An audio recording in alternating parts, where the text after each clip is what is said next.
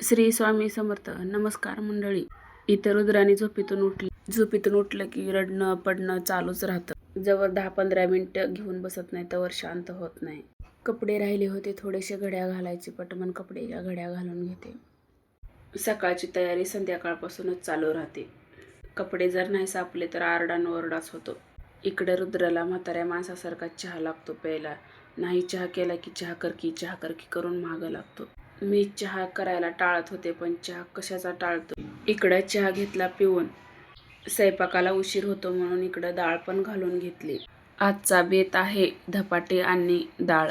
आता म्हणचाल धपाट्यासोबत डाळ कोण खातं, पण आमच्या इथे धपाट्यासोबत डाळच खातात. पण रुद्राला दही खायची होती, पण मी थंडीमुळं दही दिलं नाही खायला त्याला. कुकर लावताना मी टमाटर त्याच्यातच चिरून टाकते. कढीपत्ता, कोथिंबीर, टमाटर समजा ताटलीच्या बाहेर येतं. मग रुद्राचे पप्पा समजा मग काढूनच टाकतात. टमाटर मग टाकताना मी कुकरमध्येच टाकते. इकडं धपाटे पण झाले आपले. भरपूर दिवस झाले होते धपाटे करून.